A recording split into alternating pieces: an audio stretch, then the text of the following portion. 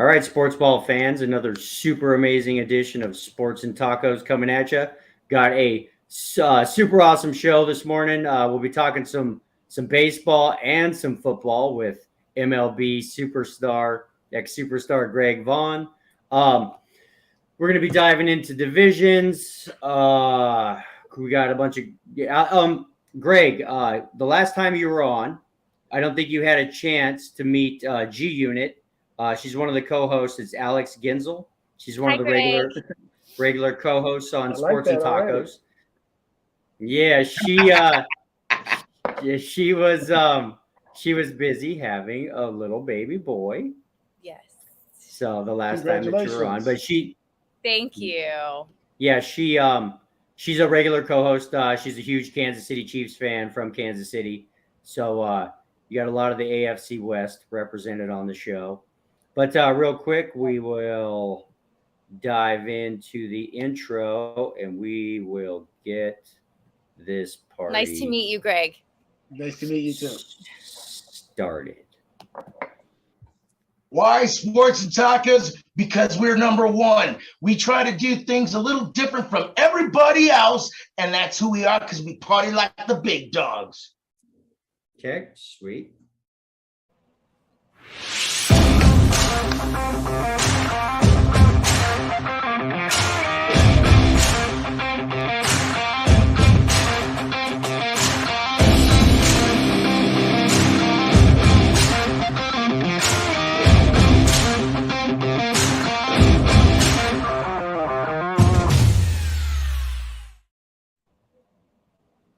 Alrighty, everybody, World Wide Web. Welcome to a super early Sunday morning edition of Sports and Tacos. Me and G Unit have spoke about this many times because Alex is from Kansas City, Greg. Well, you're probably used to it, Greg, because you're from Sacramento, right? Correct. Okay, so your entire life, you're totally used to NFL games starting at the crack of 10 a.m. in the morning, huh? Oh, yes. I love it.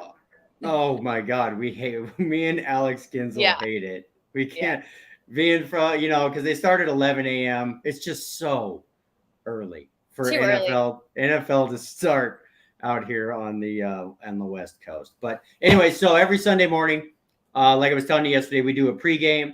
It's at 9 a.m. because, we only got an hour to make all of our predictions before games. So we do a Sunday morning show at 9 a.m. And then on Monday nights at 6:30, we do the NFL wrap up. Last week, Greg, we were doing our divisions, just kind of predicting who we thought was going to win each division. And I figured I'd ask you real quick if we get your division winner predictions. And then we'll dive into a bunch of other stuff. So, okay. Let's start with the AFC. I believe that's the AFC East. So, you got the Bills, the Jets, the Dolphins, and the Patriots. What are your thoughts on the AFC East this year? I still think the Bills are going to win that division. I think the Jets are going to give them a battle. But until you can't count out Miami, the Dolphins have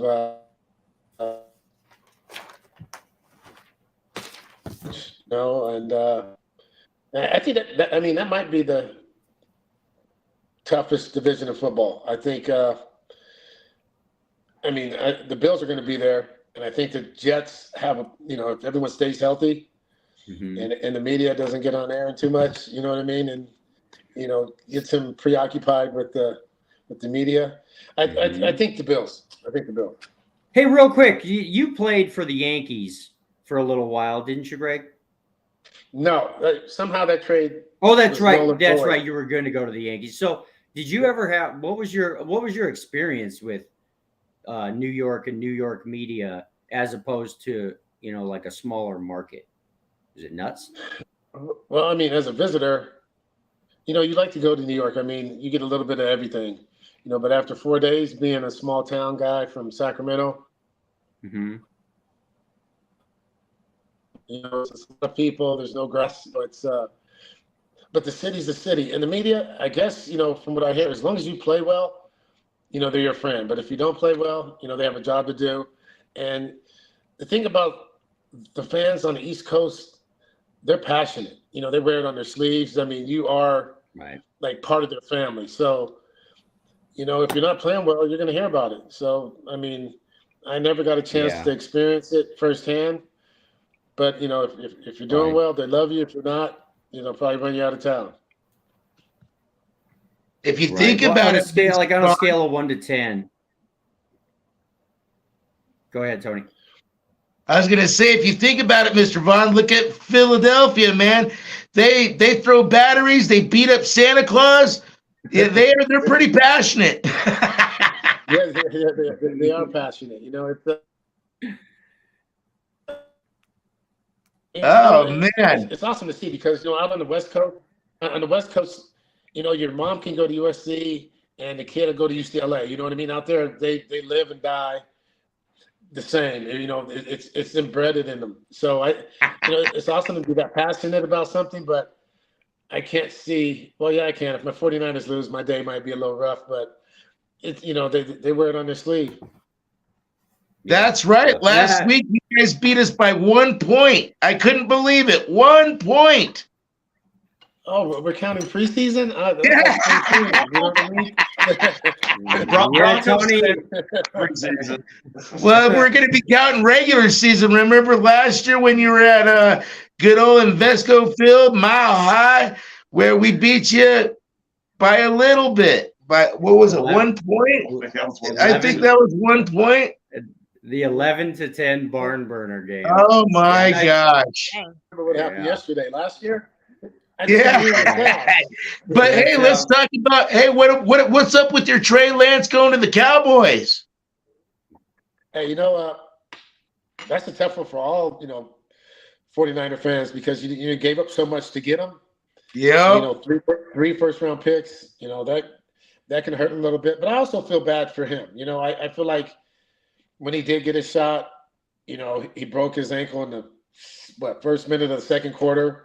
And it was like, Hurricane Hillary we just had, in Chicago. And then, this game is, about chances being ready when it's your opportunity and Purdy take advantage of it. And, he just didn't get a chance. After that, the writing was on the wall. And I think you can tell that he didn't, advance as quick as he, Yeah. I don't know, like Brad and fans thought he would. But hopefully, like I said, man, he's young. I think he's just barely 23. Yeah. He just turned it. Yeah. Hey. So I think Greg, he has a lot of football left ahead of him. Greg, what? Well, on like a scale of 1 to 10, we were talking about this last week. On a scale of 1 to 10, what do you give the Jets and Aaron Rodgers? Because it's kind of like this.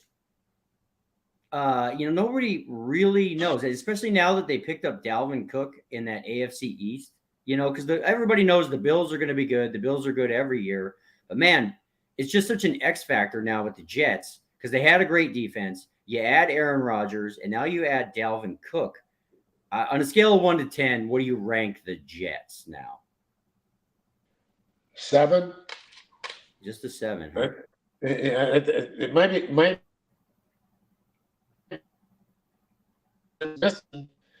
the quarterback. The coach took some of that. We're going to be tough. We're going to play hard-nosed football like the 49ers where he came from, and they were doing it. You know what I mean? They started to believe, and they're just, that quarterback is a big difference. And then when you get Aaron Rodgers, that pretty much. I mean, where else do you go? I mean, there's a small hand of all-time quarterbacks, and he's at the top. He is. I mean, a little older, but man, that's going to be a fun division to watch. And nobody's really thinking. I don't think too many. Tua's great. Bama. What's your thoughts on Tua? Because I know he's Alabama boy. There's my only issue with Tua is he's like kind of one concussion away from being in the not for long league. Yeah, if he stays healthy, if he stays healthy, Tua is a great quarterback, man. I mean, that team will go well with him right healthy. He's shown can do. You know what I mean? I think, you don't want anything tragic to happen. You know, you hope he doesn't have that one hit, because when you have the brain gets shook up as much as his has just last year. Yeah. You know, you looked at, you remember some of those pictures, and how scary it was just to witness that. I mean, I guess he's at peace with it. I know he's heavy in his faith, and whatever is going to happen, but I hope he has so much life to live. I just hope nothing bad happens to him. I hope it was just a fluke year, and and he can move past it. Right. Okay. Well, because he could be great. It's just one of those things. I just don't see Miami pulling it out like what they're supposed to do. They do have the talent. They have a couple injuries, but they still have talent. But the catch is, like Greg said, you need that quarterback for that fix. And fortunately, he's a good ball player. God's sake, he's a great ball player. But you know what? I don't see him doing any of those scrambles like he usually does, or do those runouts. I think he's going to be a little shy on that. Yeah. Well, I think I would be shy too, I think. But he's a football player. I think, I agree too, they don't think about it. They don't think about it. I just think, he's going to play football, and whatever happens, he's okay with it.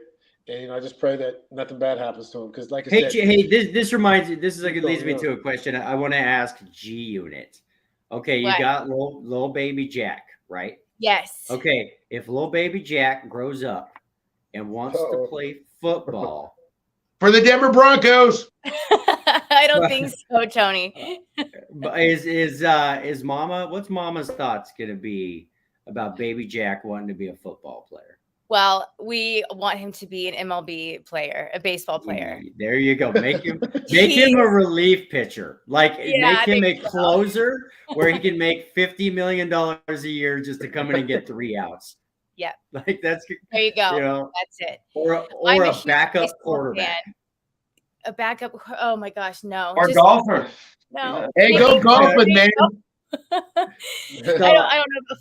don't know about football. That's what I just kind of wonder that, because you have like a lot of star athletes.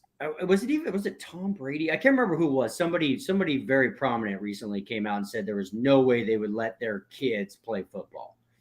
Yeah. It was just interesting because I think it was an ex-NFL star.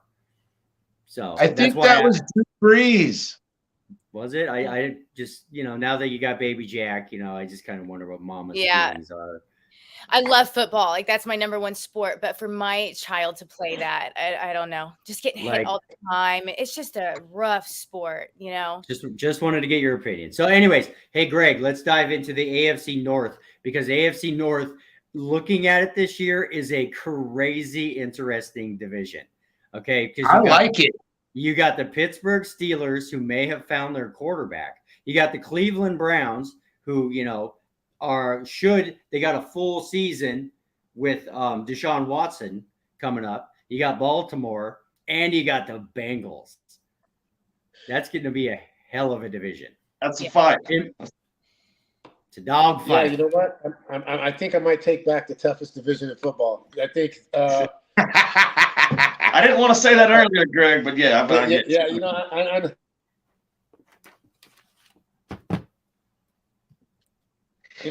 for the way he made it sound, the Bills and the Jets, but I mean, any one of those teams can win that division. I think you're going to have the Bengals are going to be there. You just don't know. I think Watson and the Browns are going to be tough. I mean, they have all the pieces. And Baltimore. Oof. I mean, everyone's happy on that team right now, and if they stay away from injury, they might. I hate to say it, the Bengals. They might take the Bengals. Yeah, the Bengals are only 2 years removed from a Super Bowl. Well, let me ask you this, because I just want to go through the divisions pretty quickly. If you were forced to go and put $1,000 on one of these teams at the sports book in Vegas, who would you put your money on?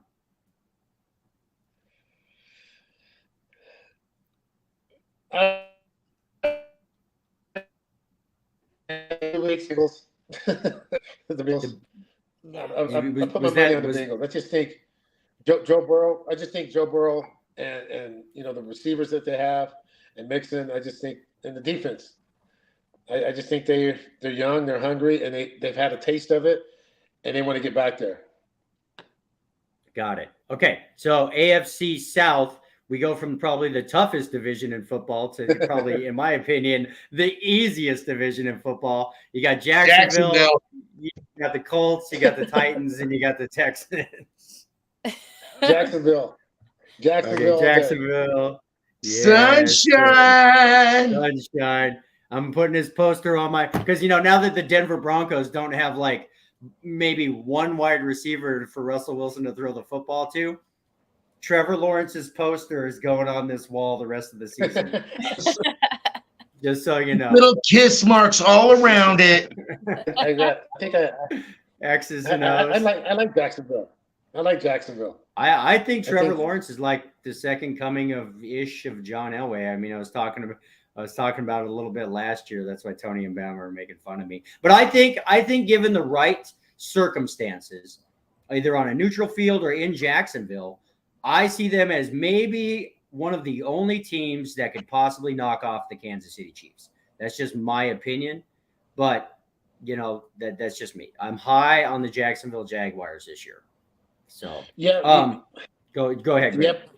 I think Kansas City, if they don't get their big man back, they're going to be in trouble. That defense, because you talked about he's probably him and Aaron Donald are the two best interior defensive linemen in football. You know what I mean? Mm-hmm.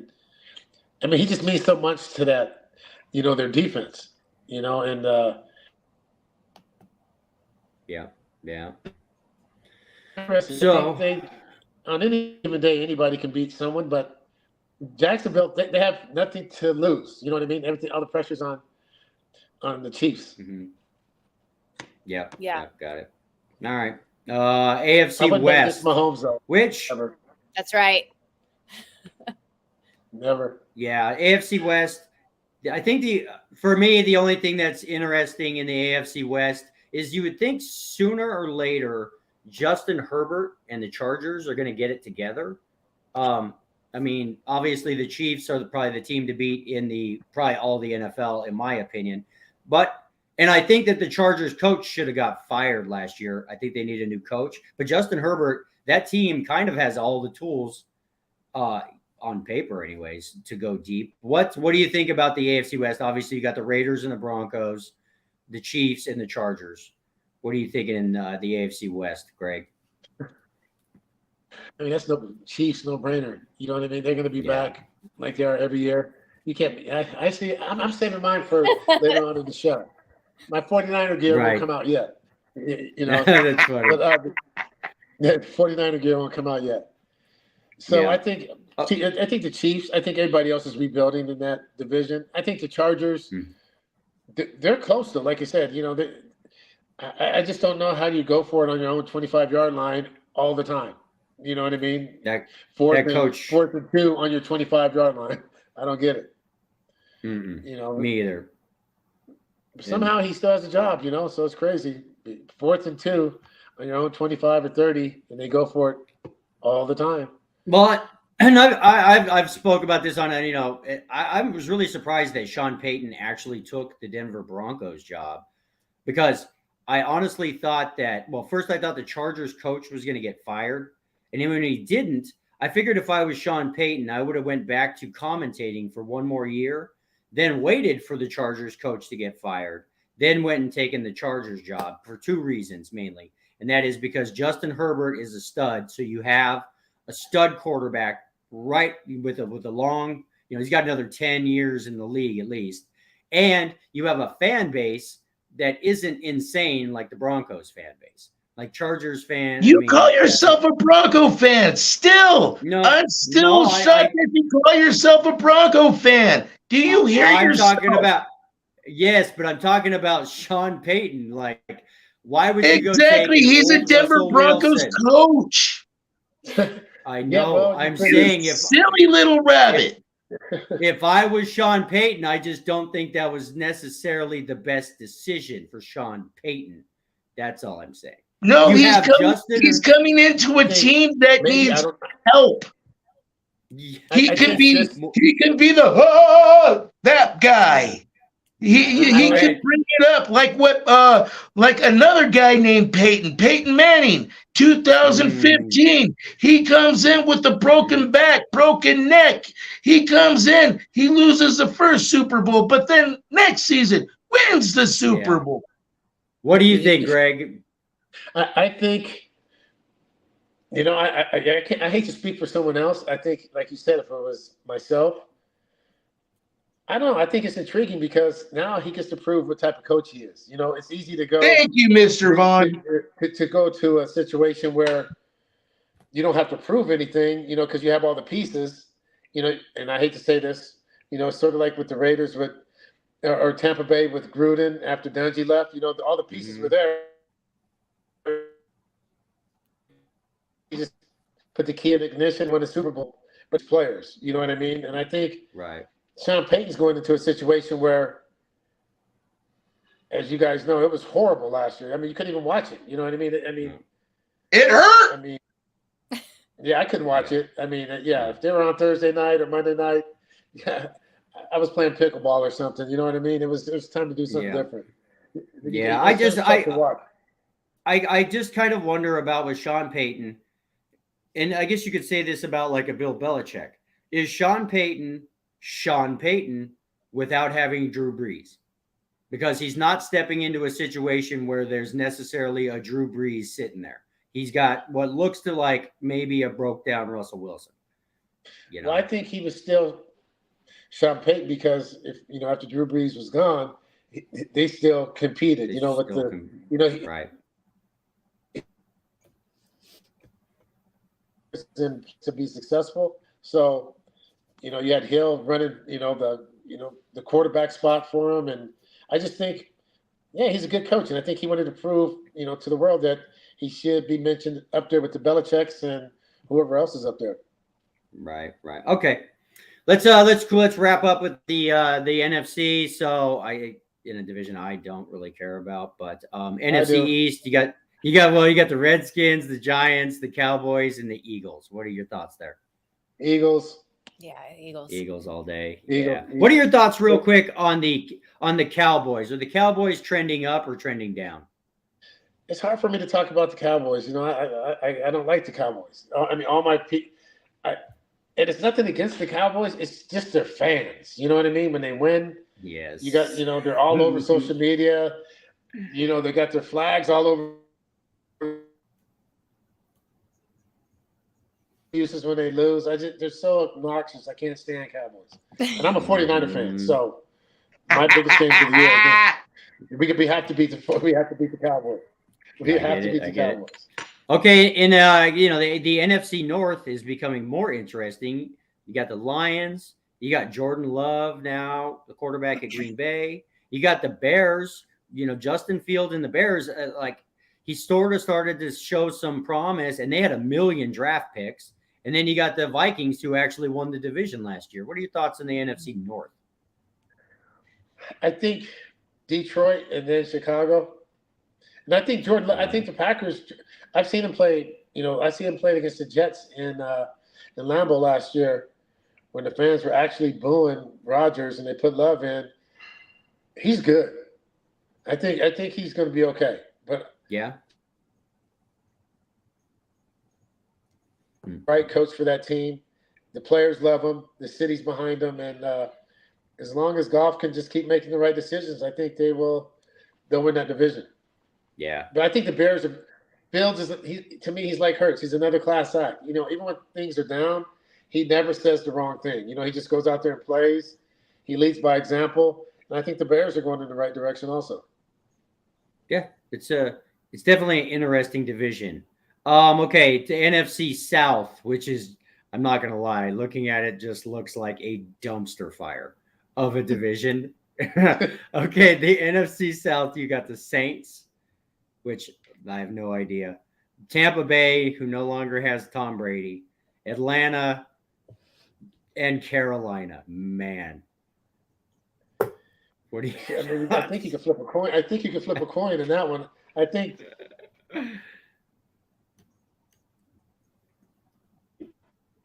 Would you say Tampa? I don't know. Well, I'm gonna say this. I think the Saints would be the closest. I just can't trust Baker. I don't know what you're going to get out of quarterback. You know, then you're going to have the receivers getting pissed off and getting mad. Evans when they don't give him the ball. I just don't know how that's going to go down in Tampa. But I'm going to say the Saints probably. For some reason, it's tough to go in there and win in New Orleans. Hey, Greg, we must think a lot alike because so far you said every single team I picked to win it last week. Oh, God. You're nailing it, buddy. Hey, you know what, man? That doesn't bode well for you, Greg. Oh, no, Greg. Mr. Greg Vaughn, you are the man. Yes. That's why I like you, boy. Yeah. I will say this for Tony, Greg. We've all worked together. That's kind of scary. Actually, we've worked together for years. Ask Bama. Like Tony, for no rhyme or reason, he just gets a feeling about things. Best sports gambler I have ever met in my entire life. I like chumming some change. And he doesn't. There's not like this scientific breakdown about it. He just gets a feeling. And for years, I would constantly just go against him. And for years, Tony. I have a buddy like that. They know I grew up with him. His name is Nick.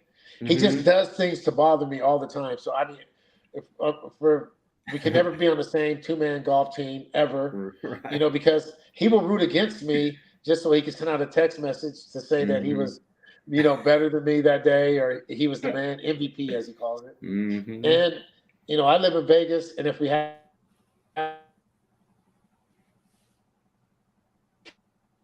all the time, we're playing blackjack, and I have a lot of money out there, and he has zero out there. He will hit and ruin the whole table and cause an argument at the whole table, and I'm ready to kill him. So I can't do anything with him. I love him, but I hate him at the same time. Yeah. You know what I mean? So I just say that because if you and Tony are in full agreement, that might not be a bad thing. So okay, let's wrap it up with your NFC West, Greg.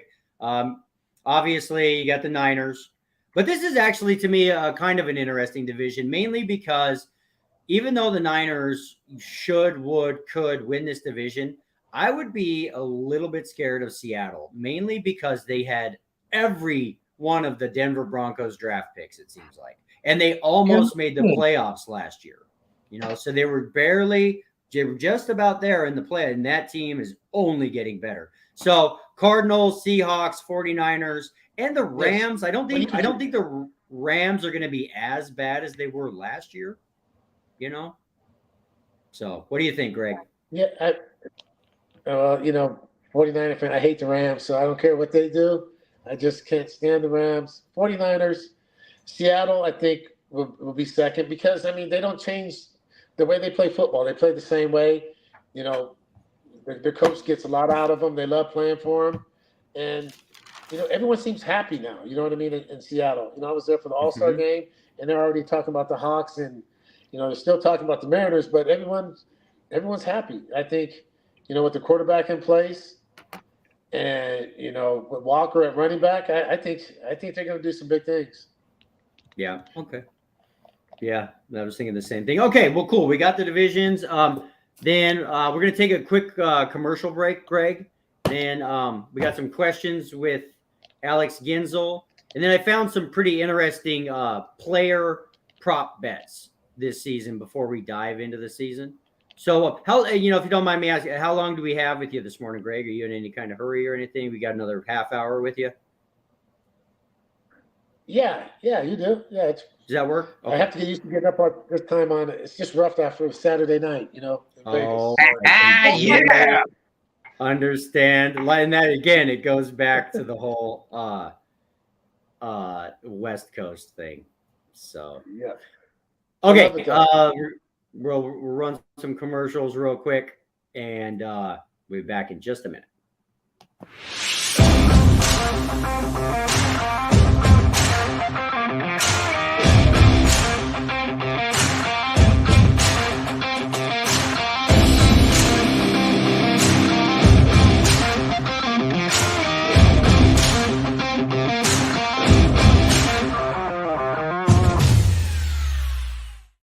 This is Sports and Tacos. We got freaks out there. We got 4 of them. We got 5 of them. We got special guests. We got a man in the shower. We got a brainiac. We got a guy that looks like he's supposed to be on Sports Center. And then you got me. It's all about the TMP, Sports and Tacos. Who are the guys at Sports and Tacos? We're a bunch of sports experts who work together in a huge sports bar forever. And we know more sports than anybody in this entire world because we put our money where our mouth is. Because we get paid to put our money where our mouth is. We tell you how it is for real, not what they want you to say. Listen to us, Sports and Tacos. Cool. All right, ladies and gentlemen in TV land, YouTube, Sports and Tacos, Mondays, Thursdays, and Sunday Fun Day. Come join us, YouTube, Sports and Tacos. All right, everybody, we're going to give some shout outs to all of our amazing sponsors of our show. Obviously, got to give a shout out to Mr. Bill Hammond at Hammond Entertainment. Puts on the coolest celebrity golf tournaments in the entire world. Got to thank Bill. Real quick, Greg, did you go to Cabo? Were you in Cabo? No, I was not. I had some other engagements. Yeah, but it looked like a blast, though. It did look like a blast. I wish I could have went. I had to work, but next year I'll be down in Cabo. Give a shout out to Don Church over at Smoke Lab Vodka, and we'll let Miss G in it do the pitch of Smoke Lab Vodka. Why should I buy Smoke Lab Vodka, Alex? You should buy Smoke Lab Vodka because it is a new premium vodka from Punjab, India, which is very hard to find here in California. It's made with basmati rice and pure Himalayan spring water. It's really, really good. It makes a really good espresso martini. Oh, yeah. Try it out. It's pretty amazing how popular espresso and chocolate espresso martinis have become. Yes, they are so popular and famous here in Los Angeles. So Smoke Lab is pretty much everywhere here in Los Angeles now. Like Bama. Has anybody at the Platte ever one time walked up and ordered a chocolate espresso martini? They have, but we didn't have the stuff to make it. You say no. Like, sir, I can do a chocolate martini, but no espresso. We don't have any espresso liquor, I don't think. Like, you are at the Platte River Bar and Grill, sir. You don't have chocolate beer, whiskey, and yeah. That's what I was gonna say. Beer and whiskey. Yeah, just so you know, I make a really good chocolate martini there, though, but that ain't gonna be espresso. Yeah, I just think it's always kind of funny, especially late at night when you got tables that have just pigged out. And they've been drinking all night long. Like, that's all you need is some espresso on top of your drunkenness. You're going to be a really awake, it gives you wings, wasted person. It's probably been a couple of years since I've had anybody order one from me, but yeah, or try to. Yeah. So just so you know, Greg, like if you're ever in Denver, go check out the Platte River Bar and Grill. That's where me, Tony, and Bama worked for years. I think the Platte River Bar and Grill sells more Coors beer than like anybody in the world. I think you're right. In the summertime, it's insane. And it's right next door to Golden. So yeah. Yeah, exactly. So anyways, give a shout out to Memory Lane Incorporated, our buddy Dan Wolkin, who's a super amazing guy. He was on 50 episodes of Pawn Stars.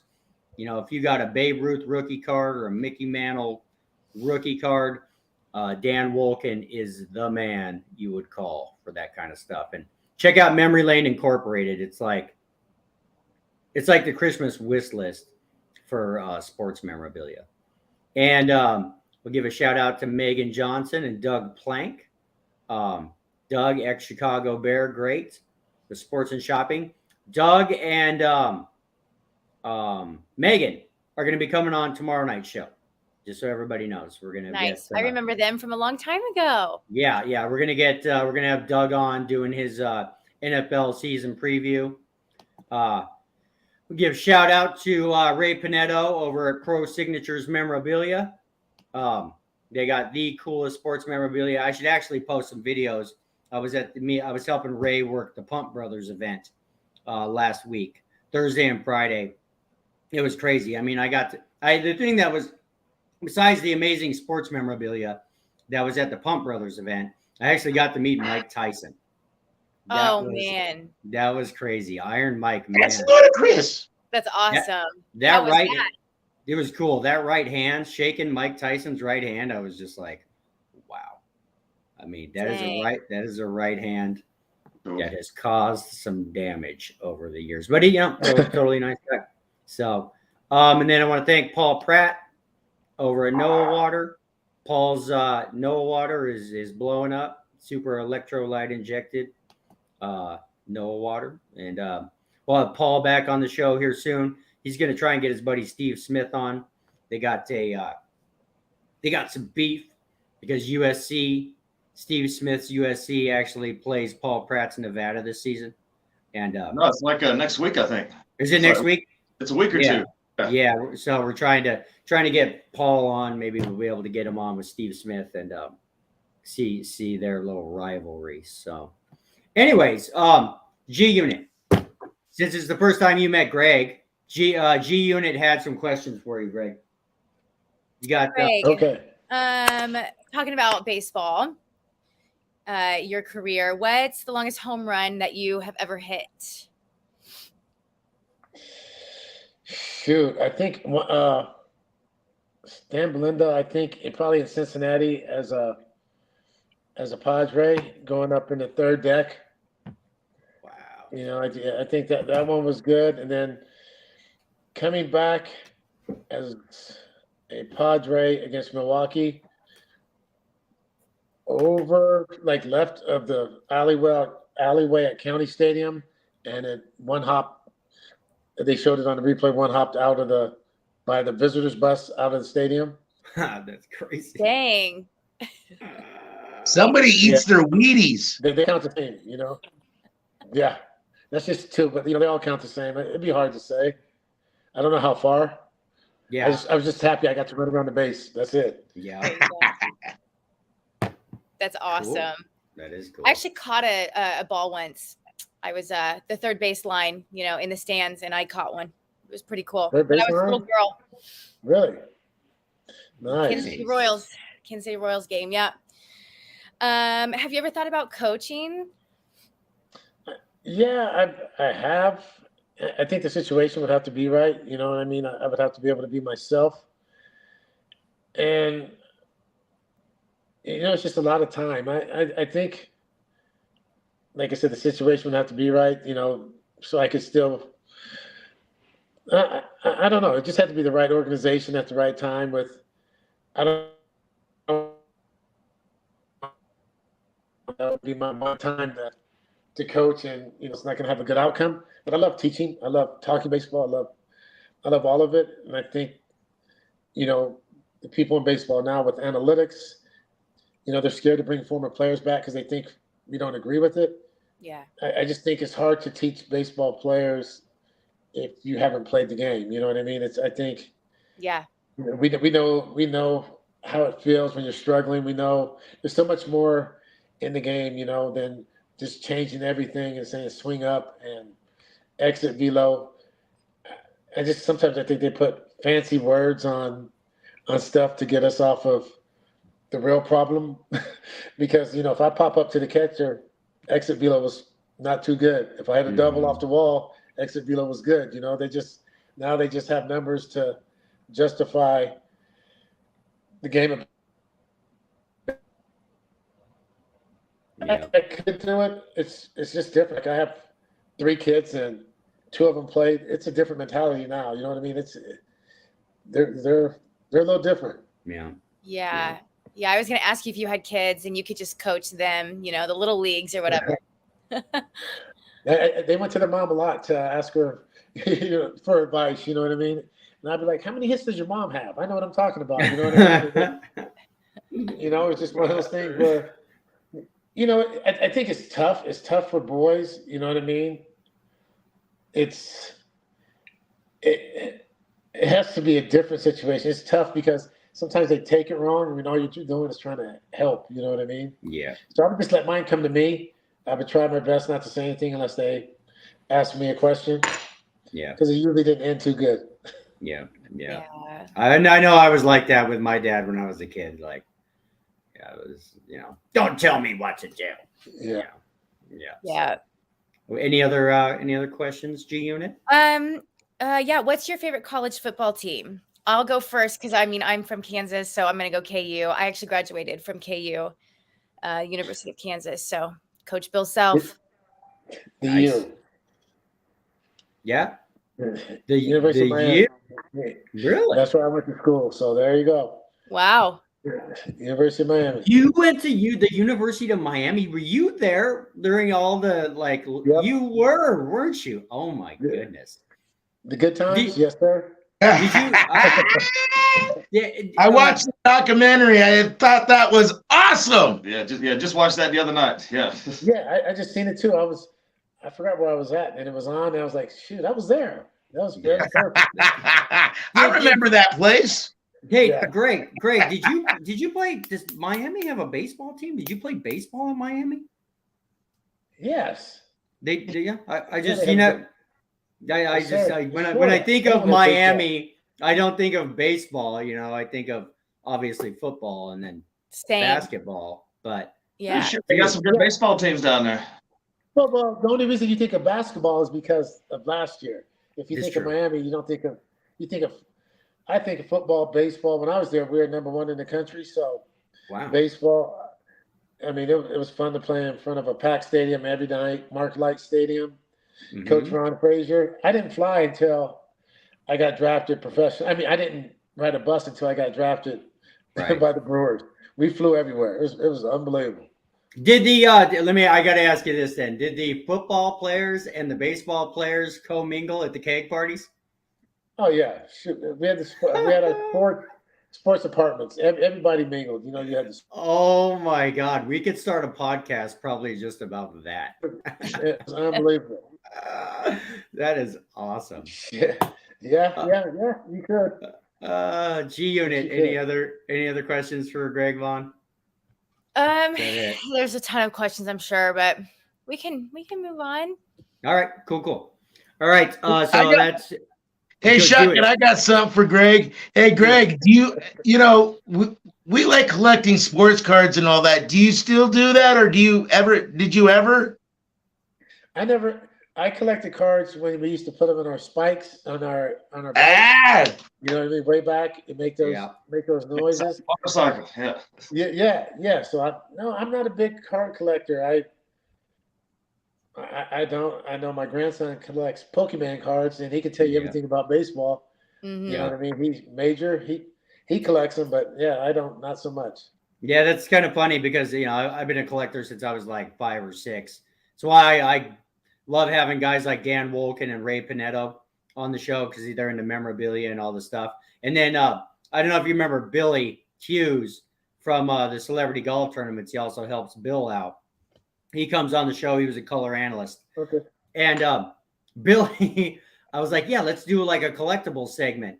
And Billy collects like Pokemon and like Magic the Gathering cards. And I was like, wait a minute, what? Like, I collect sports memorabilia. He's like, no, let's talk about Pokemon or something. I was like, I don't know about that, dude. I don't know if we're going to talk about Pokemon on a sports podcast. But apparently it's a thing. These days. So, all right. Well, cool. The other day I had a little bit of free time and I was checking out some individual player prop bets as we're going into the NFL season. I just want to go over them real quick.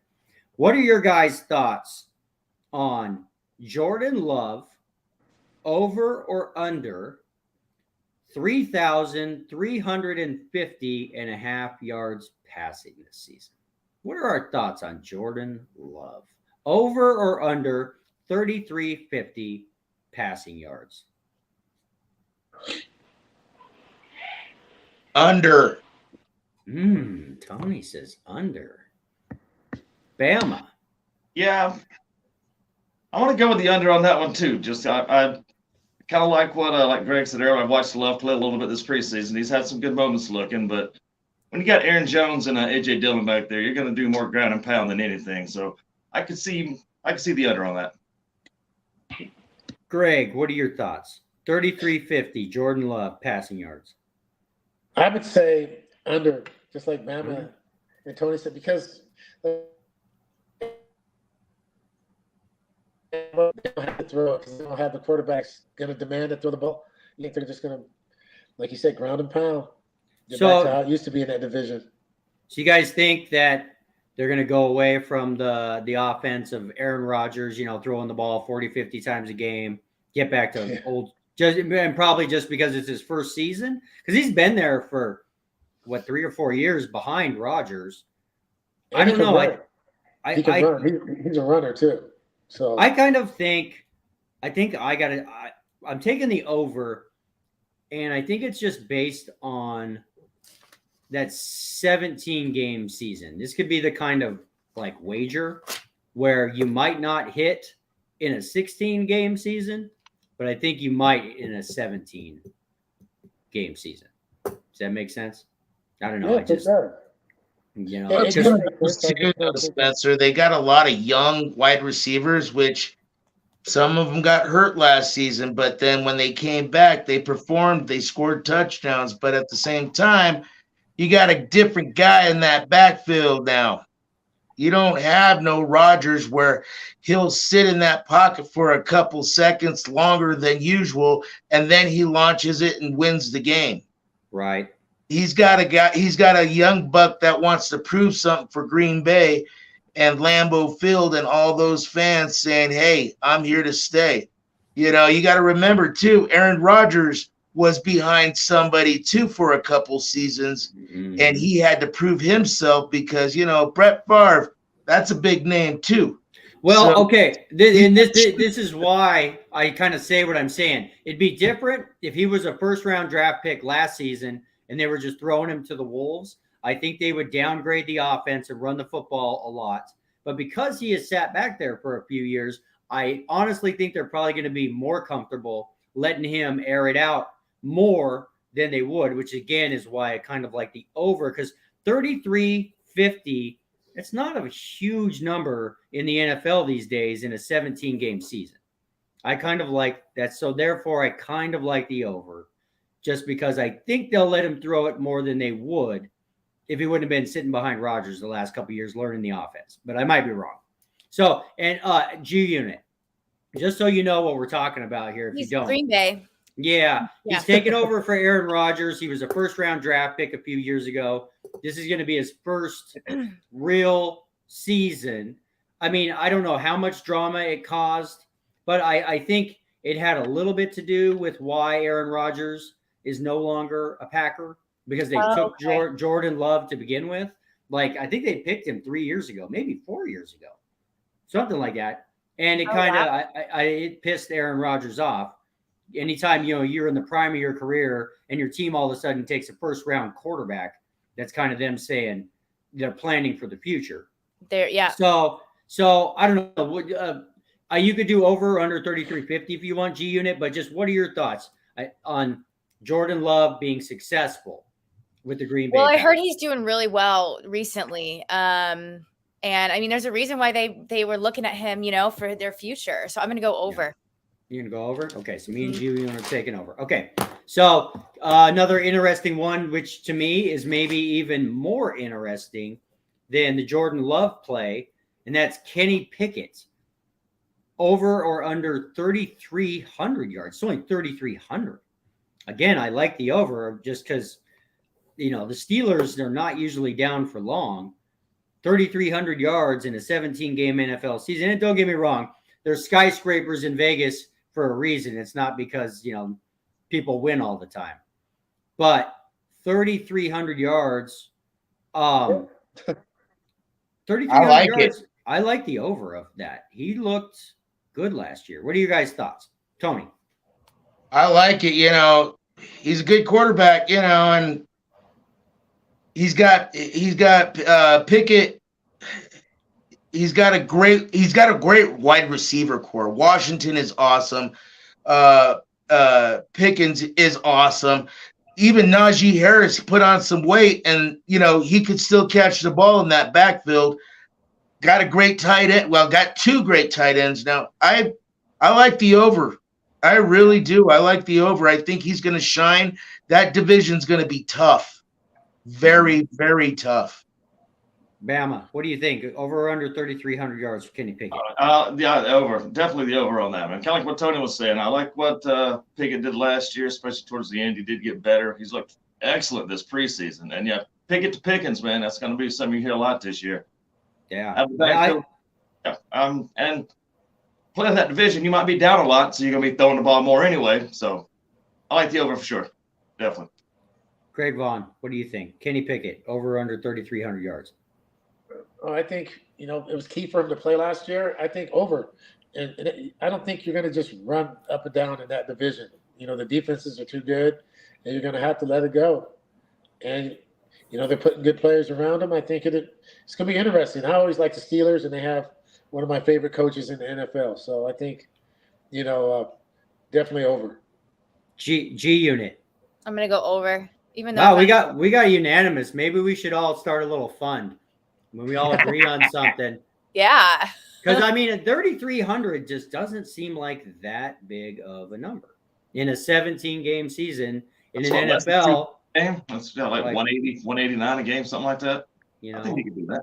So I kind of like that play. So I like the over there. And it was like last season, though. He threw the ball nonstop. He had no choice. Yeah. Okay, another interesting play. This is really interesting to me. Mac Jones, because he's Mac Jones. Over or under 3,200 yards passing? I think I'm going under because I don't think Mac Jones is going to stay the starter of the Patriots this season. What are your guys' thoughts? They got to rebuild. Of course they got the Zappy. Yeah, they got little Zeke, but at the same time, I see them being more of a running team than a passing team. They got a fullback back there that showed that he's powerful, but now they got a little bit more blood back there where I'm going running. It's under, and Mac hasn't showed me anything to prove anything for him to be a star quarterback. What do you think, Bama? 3,200. I'm going to just go as a homer since he is an Alabama boy and say that he's grown a little bit from last year. And like I say, with the Stevenson and running back with Zeke coming in there also, it's going to help out a little bit. I'm going to give him some love and go over, but it might only be about like 5 or 10 yards, something like that. But he throws a screen pass on the last play. The screen pass on the last play of the season. That's going to do it right there. It goes over. What do you think, Greg Vaughn? 3,200 yards, Mac Jones. I just don't see it. It doesn't sound like – it seems like everybody – 17 games. I don't see the weapons. Who's he going to play? He has a – yeah. They don't have any clear-cut, dominant, like number one wide receivers. Somebody you can lean on every game. I think they're just going to pound it. Like you said, they're going to run it, play action – here and there. He's probably had about 15 attempts a game, maybe 20, and that's about it.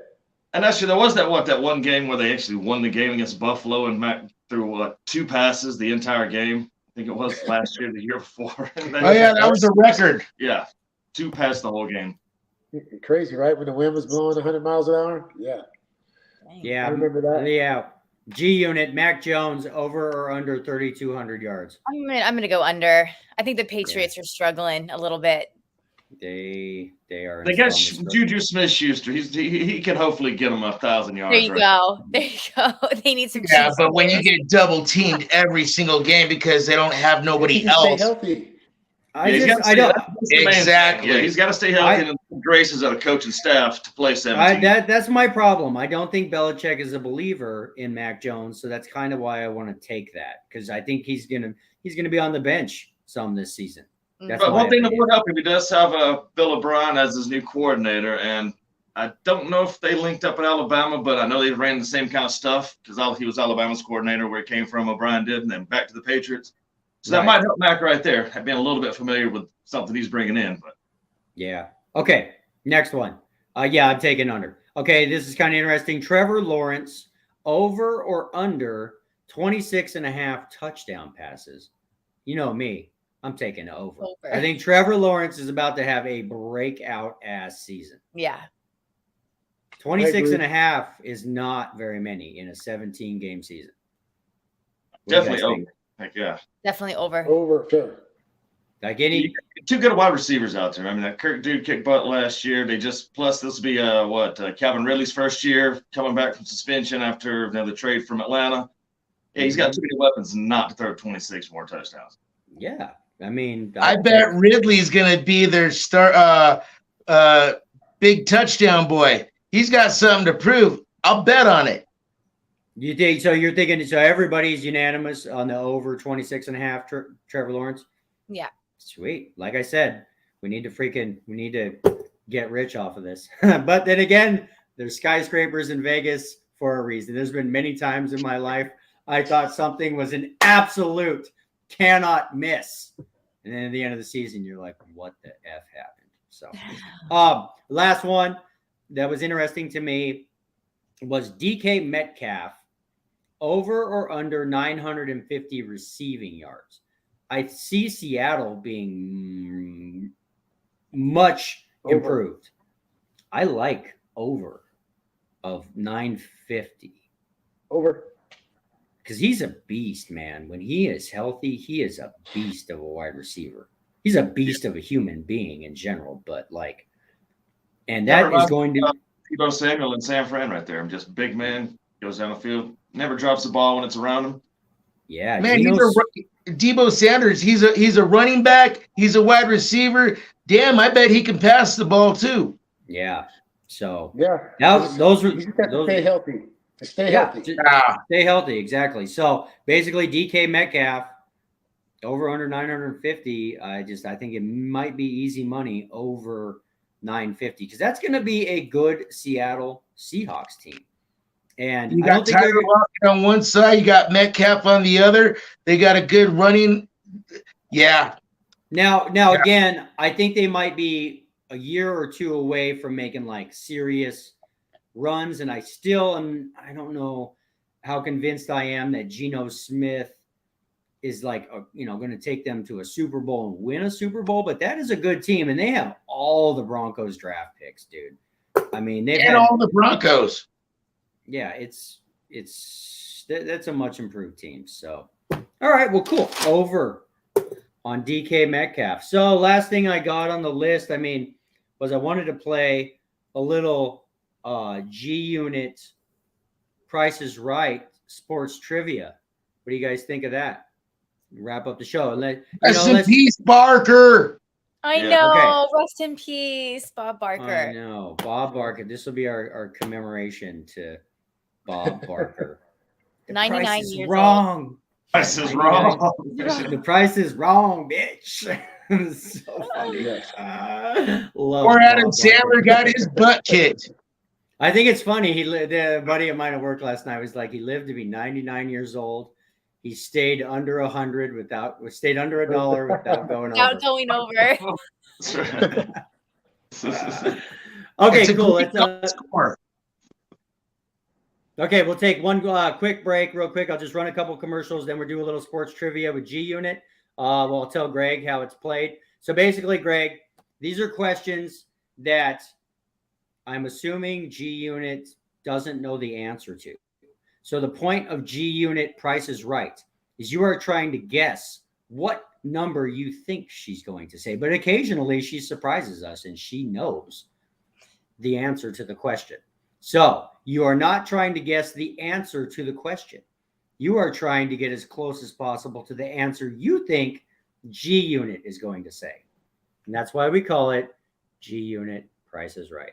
So we'll be back in just a second. And we'll run a little sports trivia, and then we'll wrap this amazing sports podcast.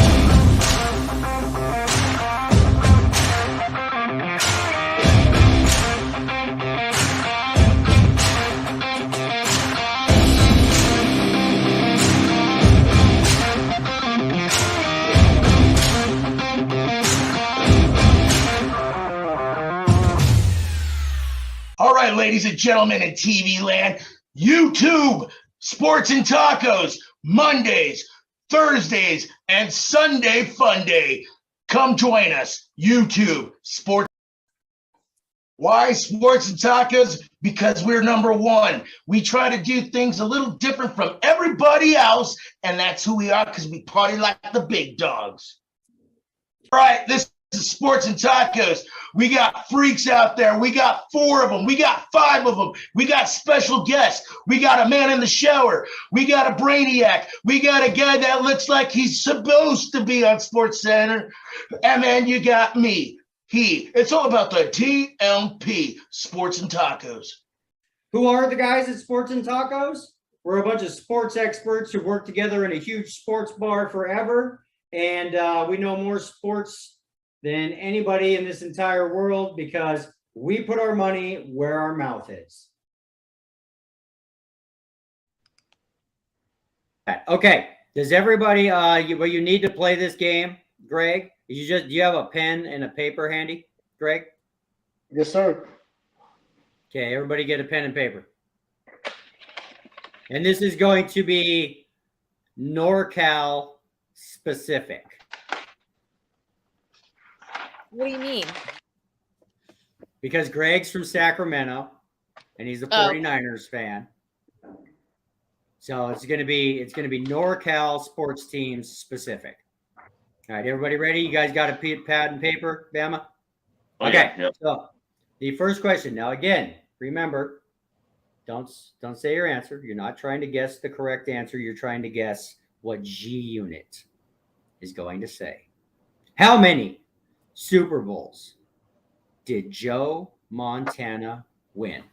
Okay, Okay, hold on. Everybody write your answer down. Don't say your answer, G Unit. I'm going to say, okay. And if you got the fiance in the background shooting you hand signals, he's not here, dang it. That is cheating, just so you know. I know. Okay, G Unit. Everybody got their answers written down? Okay, G Unit. How many Super Bowls did Joe Montana win? So the Chiefs have won 3. 1. Sorry. Okay. But not just on the Chiefs, though. Not just on the Chiefs, like other teams too, right? Yes, in his entire career. Because he never actually won a Super Bowl with the Chiefs. Okay, 3. 3. Okay, Tony, what's your answer? I picked 4. Okay, Bama, what was your answer? We hit it perfect there, Alex, with 3. I got 3 also. What did you pick? 3? You picked 3.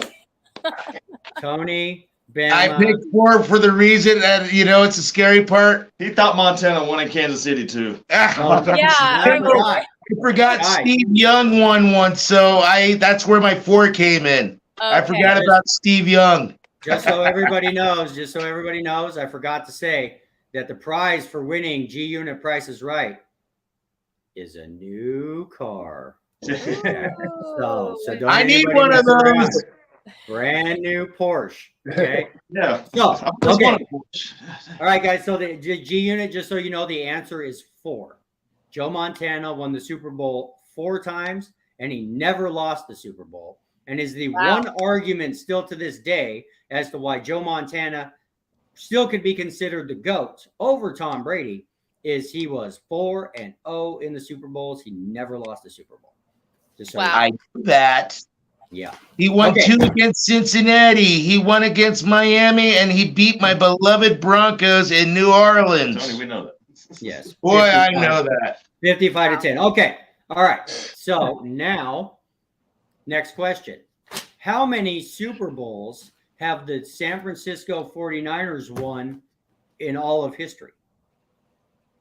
Okay. We'll wait for your answer. Write your answers down, guys. How many Super Bowls have the San Francisco 49ers won in the entire history of the San Francisco 49ers? How the heck am I supposed to know this? It's educational also. Well, I know you guys got your answers written down? They're good. They're a good team. Okay. So, how many Super Bowls have the 49ers ever won? 8. Oof.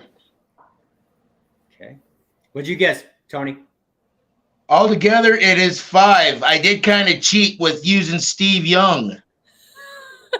Well, but that was your answer was 5? Okay. So we got 5 from Tony. What'd you say, Bama?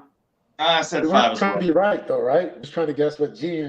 Yeah, we're just trying to guess what G Unit says. Yeah. And then there's like, and I'm not gonna lie, G Unit, you are getting better at Prices Right. Thank you. So you know. Good. Okay, so Tony's 5, Bama's 5. What'd you put down, Greg? I just put 4. I just thought you would throw out 4. And I said 3. So Tony and Bama were the closest without going over. What's Okay. the right answer? 5. All right. 5. San Francisco 49ers. I kind of cheated and said Steve Young. Tony, you're not supposed That's not cheating. It doesn't matter. So It counts, basically, Cody. It counts. yeah, it counts. So, Maybe we should have some Tony trivia too one day. we probably we should.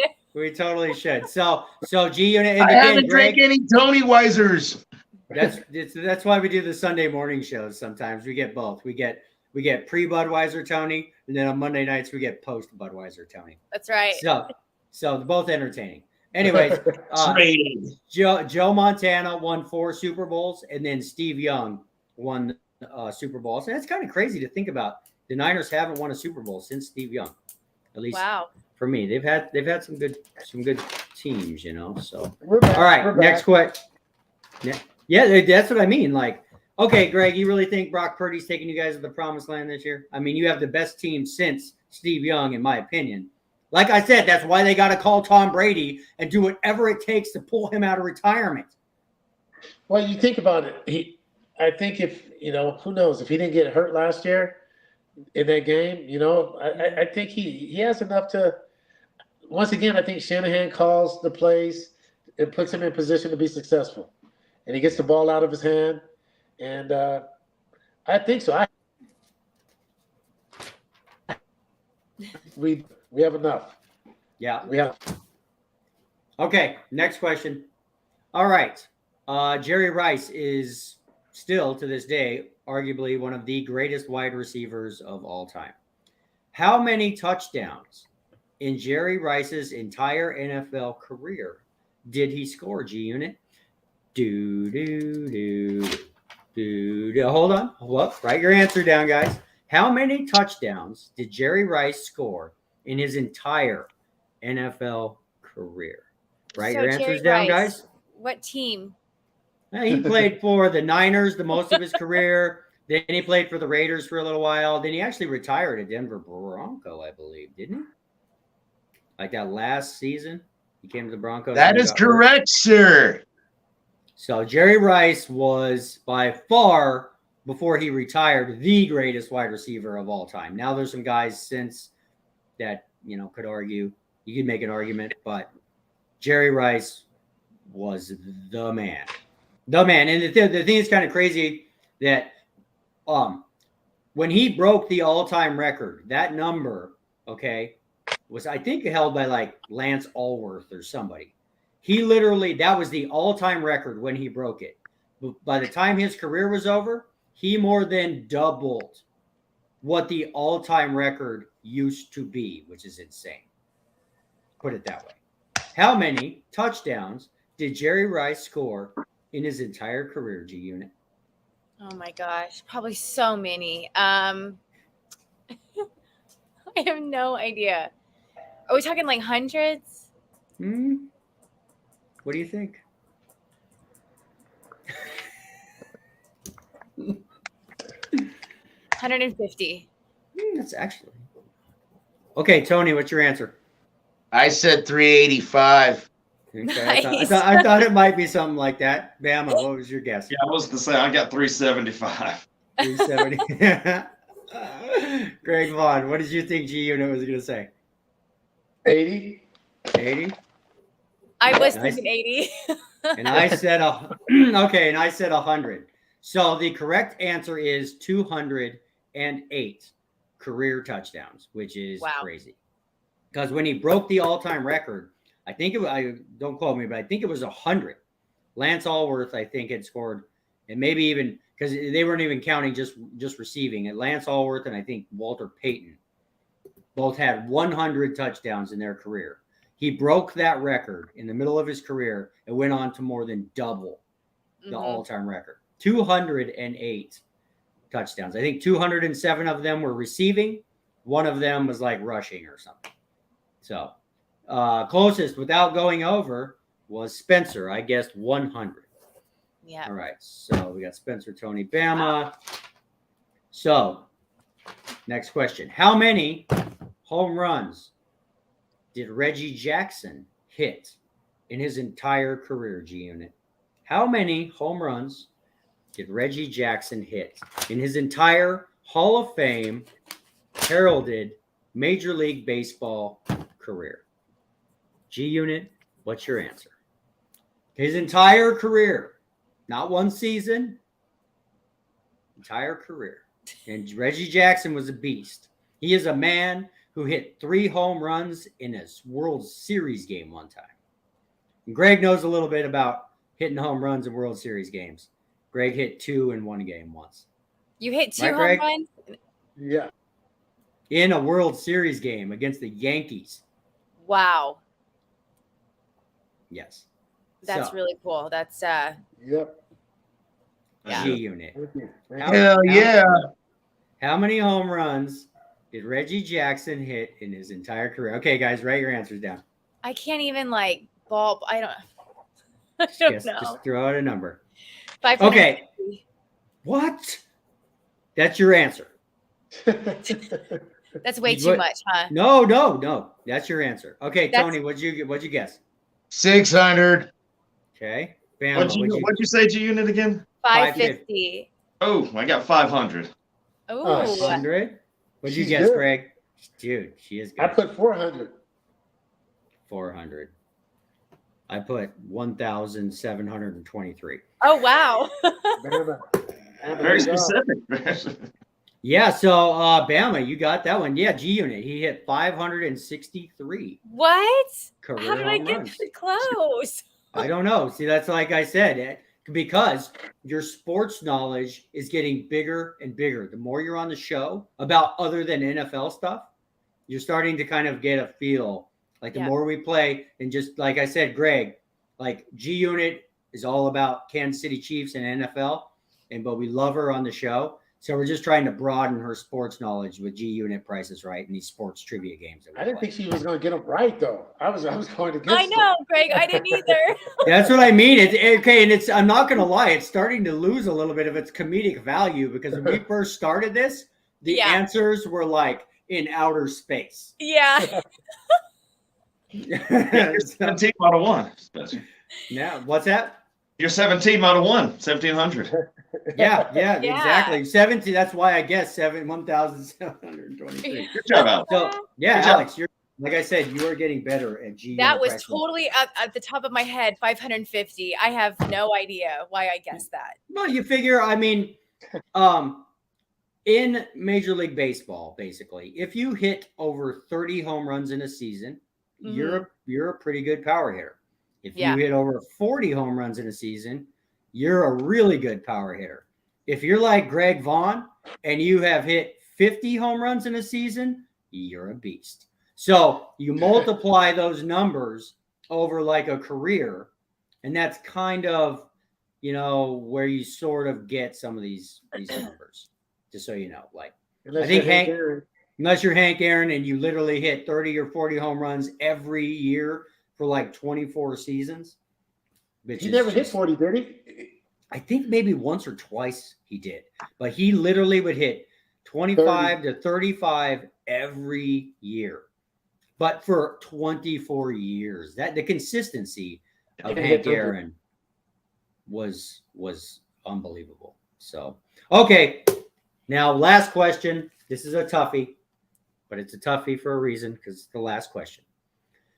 Who is the Sacramento Kings, or I should say, Oscar Robertson is the all-time leading Sacramento Kings point scorer. Okay? Sacramento Kings, we're moving to basketball real quick. Okay. How many points did Oscar Robertson score for the Sacramento Kings in his career with the Sacramento Kings? Write your numbers down, Tony. I bet you Okay, and this okay. I'll give you one clue. Okay, I'll give you one clue. G Unit. It is a 5-digit number. Okay. Wow. Tony, you probably don't even know the answer to this. Oh, he doesn't. No, I don't think anybody knows the answer to it, but that's why it's G Unit Price is Right. And it's NorCal specific.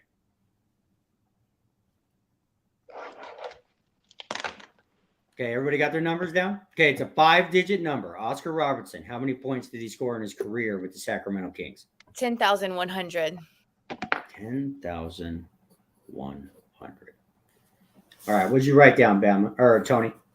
25,000. Okay, 25,000. What'd you write, Bama? 12,000. 12,000. Okay, you're in the running.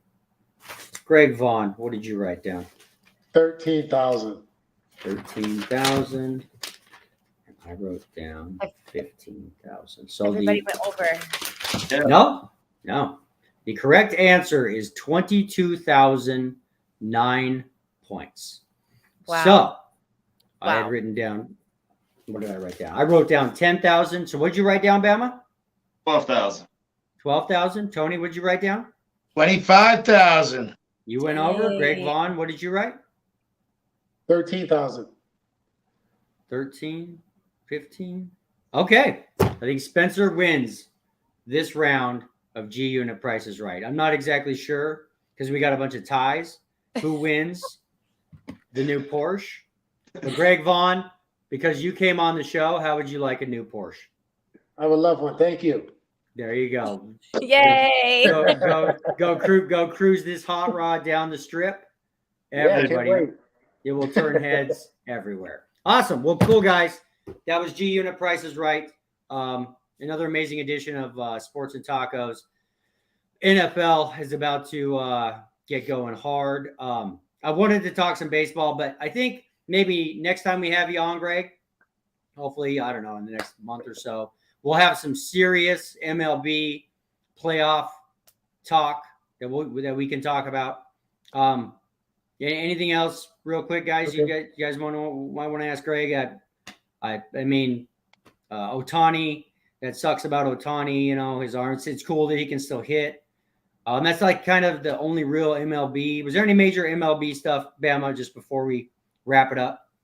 His Braves, Bama's Braves. We know. Yeah, besides my Braves are good. My Braves are good. Come on, Rockies! Yeah. Ohtani is back in the lead of the home run chase now, even though he does have a torn UCL. But yeah. Is he going to be the guy? Is he going to be Matt Olson? He's got him by one right now because Matt's stuck at 43. He hadn't hit one in probably about a week or so. Yeah, Tony's up to 44, I think, now. I was stuck 49 for a month and a half. Was you now? How frustrating did that get? Yeah. Well, we won the West by like 30 games, so I hit it on my last at bat of the season. You know what I mean? Boach asked me if I wanted to come out, and I said, no, I want to celebrate because, you know, we're going to run off with our team. So I went down in the tunnel and I cussed myself out and said, you know, 49 is a good year. You know, who cares? But my teammates were pulling for me. So I was 0-2, and he hung me a slider, and I hit it in the bullpen. I got the ball back. I circled the bases. And it was like Little League World Series. My teammates were waiting for me at home plate, you know, so it was awesome. That is awesome. Heck yeah. You know, I wanted to look up a stat. I mean, 50 home runs in a season. Not too many guys have ever done that. Just so you know, G Unit, like the numbers 50 and obviously like the number 60 used to be the all-time record. And Greg hit 50 home runs in one season, and that is a very small club. Wow. Of guys. And you got to remember, they've been playing baseball in America for like 100 and I don't even know how many years.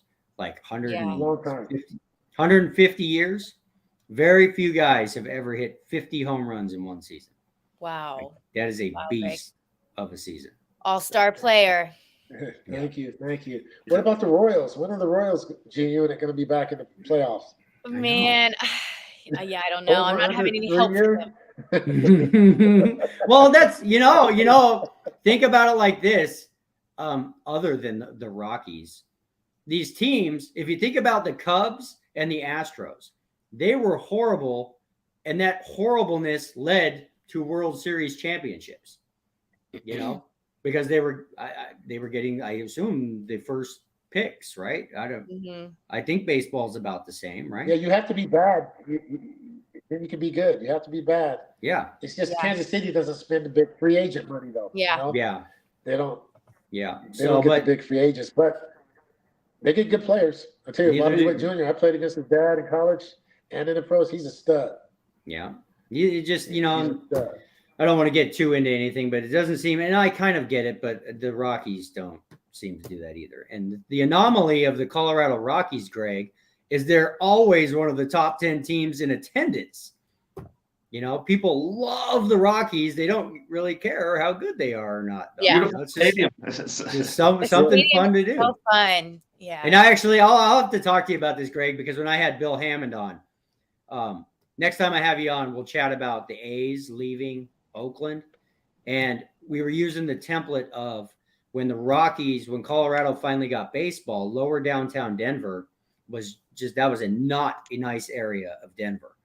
But when they built that stadium, it is now the highest valued real estate in Denver. And it all started with Coors Field.